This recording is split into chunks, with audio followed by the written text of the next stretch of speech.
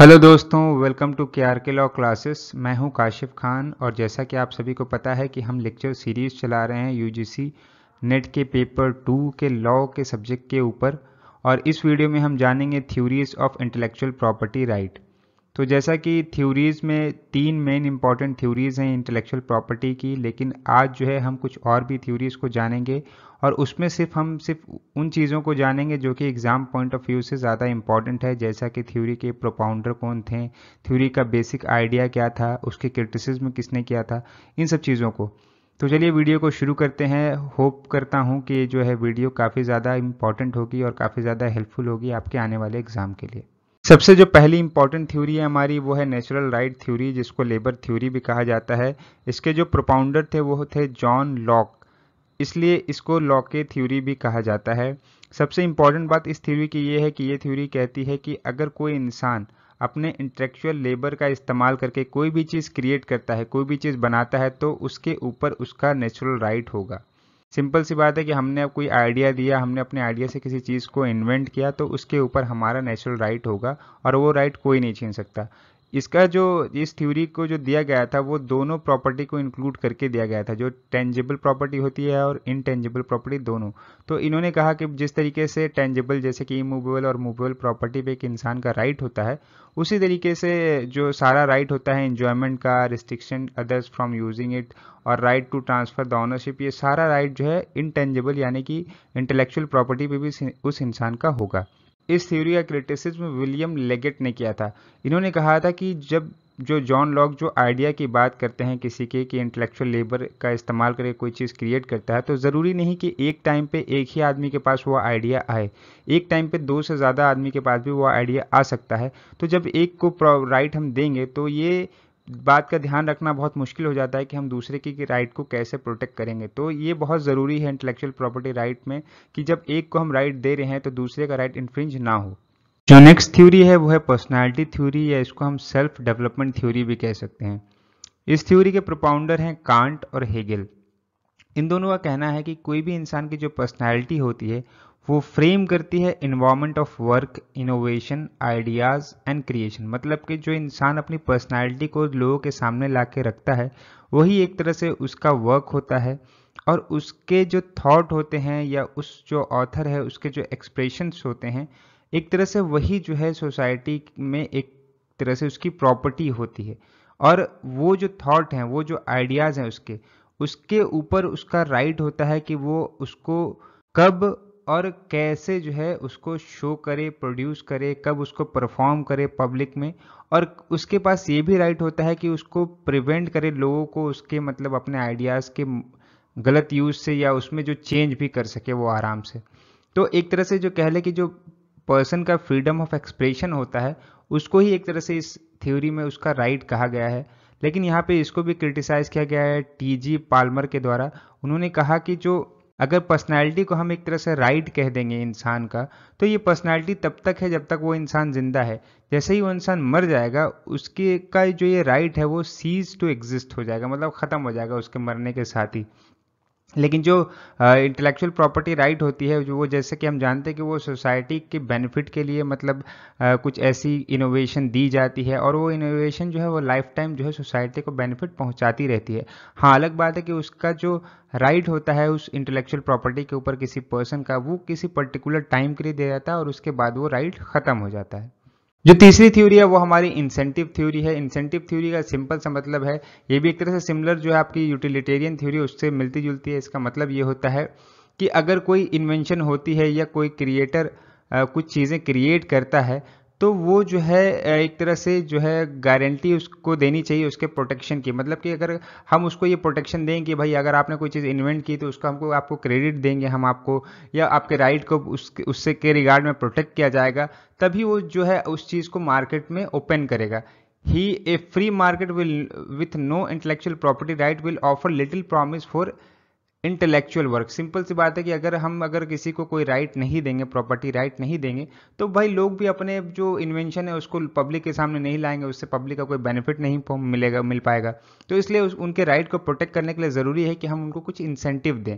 ये थ्योरी इस चीज़ की बात करता है। दूसरी ये चीज़ भी यहाँ पे यह है कि intellectual property right is the governance attempt to encourage creative output. Simple सी बात है कि गवर्नमेंट क्या करेगी कि इनकरेज करेगी जो भी लोग कोई नई चीज़ें इन्वेंट करेंगे, और उसके साथ साथ उसको राइड देंगे, और उसके ऊपर एक लिमिट और कंट्रोल जो है unauthorise use of their invention, मतलब कि उसके जो इन्वेंशन है उसका किसी तरीके से गलत इस्तेमाल ना हो, लोग उसको के ऊपर एक लिमिटेशन लगा दें उसके इस्तेमाल से, और क्रिएटर को एक राइट मिले उसके इस्तेमाल का कि वो भाई उसको यूज़ कर सकता है, उसको एलिमिनेट कर सकता है, उससे कोई वेल्थ अर्न कर सकता है, तो एक तरह से इंसेंटिव उसको मिलता हो, तभी तो वो उस इन्वेंशन को जो है मार्केट में लाके देगा, पब्लिक को लाके देगा। तो एक तरह से इंसेंटिव थ्योरी ये बात करती है कि कोई भी अगर इन्वेंशन को हमको मार्केट में लाना है, कोई भी अगर लोग मार्केट में लाए तो उसके बदले उसको एक इंसेंटिव दिया जाए। नेक्स्ट थ्योरी हमारी यूटिलिटेरियन थ्योरी। यूटिलिटेरियन जो वर्ड है उसका मतलब होता है सोशल वेलफेयर। ये जो थ्योरी है इसके प्रोपाउंडर हैं ग्रेट इकोनॉमिस्ट बेंथम एंड मील, और इस थ्योरी में एक जो बात कही है कि greatest good for the greatest number, मतलब कि कोई भी ऐसी चीज़ जो कि ज़्यादा से ज़्यादा नंबर में ज़्यादा से ज़्यादा बेनिफिट पहुंचाए किसी लोगों को, सोसाइटी के लोगों को, मतलब यहाँ पे कहने का मतलब है, तो वो जो है एक तरह से प्रोटेक्शन की हकदार होती है।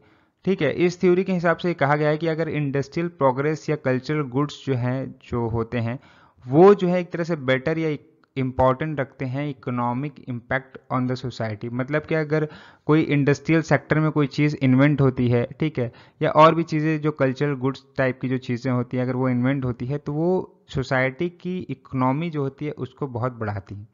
ठीक है, और इसका यहाँ पे ये कहने का मतलब ये है कि कोई भी ऐसी चीज़ इन्वेंट हो रही हो वो इकोनॉमी को बढ़ा रही है, सोसाइटी को फ़ायदा पहुँचा रही है, सोसाइटी के लिए यूज़फुल है, तो उसको प्रोटेक्शन देने की ज़रूरत है, मतलब उसके जो इन्वेंटर हैं, उसके जो क्रिएटर हैं, उनको प्रोटेक्शन देने की ज़रूरत है।